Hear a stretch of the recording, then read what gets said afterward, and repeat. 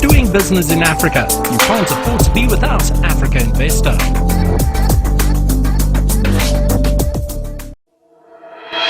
We believe climate change is the greatest investment opportunity of our generation. That's why the African Green Infrastructure Investment Bank, AFGIB, is investing for generational climate returns.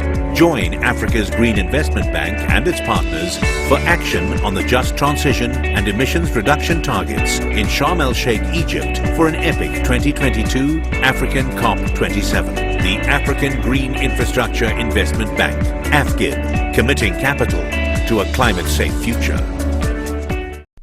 I'm going to call on Nick Firzli, who is the Director General of the World Pensions Council, but he also sits on the Global Infrastructure Facility at the World Bank. Nick, you know the subject. The floor is yours to just give us your perspectives. Thank you.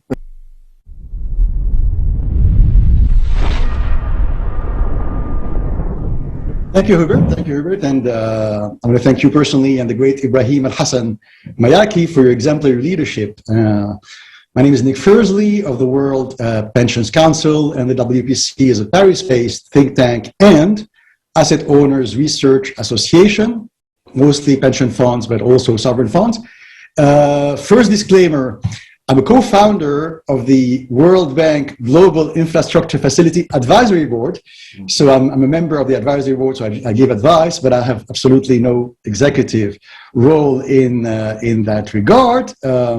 Second disclaimer, what I'm going to say now is a reflection of my personal opinion. So it's by nature personal and I guess a little biased, or it's a reflection of my personal thinking. And I'd like to say that I really have fond memories of our discussions with Hubert in Little Cafe across the street from the IMF in Washington, D.C. in early 2016, on the heels of the Paris COP21 summit, during which I had the honor of chairing the Paris Summit Pension Roundtable with the Honorable Nick Cherry and Jeffrey Sachs. And 5 years ago to that day, the 5% African agenda was literally handwritten on a napkin in that DC cafe by Hubert Denzel.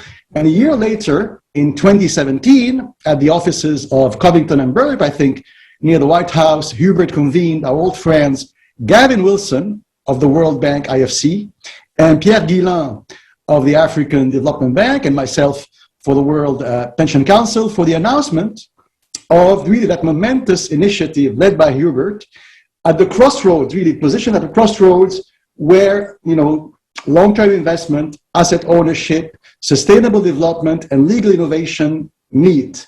And why am I saying that today? Because fast forward today, that 5% agenda has borne out some superb fruits, including prominently AFGIB, the African Green Infrastructure Investment Bank, the advisory board of which we're also delighted to be proud of. And what I want to say is the following. I don't want to enter in a as we say in French, I don't want to enter in a statistical polemics, regarding what sovereign funds do or what sovereign funds don't do. And once again, I'm only expressing my personal opinion here, and I have a lot of respect for what the International Chamber of Commerce does. But at the same time, I think these statistics about the alleged underinvestment by sovereign wealth funds in green assets, or the fact that supposedly perhaps Western or Northern Hemisphere pension investors are greener or more progressive than sovereign wealth funds. I personally don't really agree with that statement, all the more because the statistics, the figures are difficult to assess, because unlike pension funds, a lot of what the sovereign funds do or don't do is under the radar, because a lot of the actual figures, the real percentages invested in particular geographies, particular asset classes by sovereign wealth funds is less publicly available than, let's say, for a Dutch or Scandinavian pension fund. So I think we may run the risk here of comparing apples and oranges, and we may run the risk of, putting that, Western white man's burden on the shoulder of these Arabian, Asian, African sovereign wealth funds. So let's not do that. And I think, of course, we can all do more. Pension funds can do more, sovereign funds can do more. And I really think that when you go to Abu Dhabi or Riyadh or Africa and you speak to many of these sovereign wealth funds board members, many of them have effectively put the sustainable development agenda at the core of their investment strategy. It's something that I really can vouch for personally. And I think you're seeing it in the Arabian Gulf, you're seeing it in Singapore, certainly, you're seeing it in China, you're seeing it across the African heartland. Sovereign wealth funds are investing massively in green assets. Once again, maybe not enough, and we can all improve our game, but what I want to say is that let's not pit sovereign funds against pension funds. I think all asset owners, all of them, be they insurance companies, be they sovereign funds, be they pension funds, be they from the Northern Hemisphere or from the global South, all of them have awakened. Maybe some of them have awakened earlier, so John Denton has a point. Maybe some of them have awakened earlier, but they have all awakened.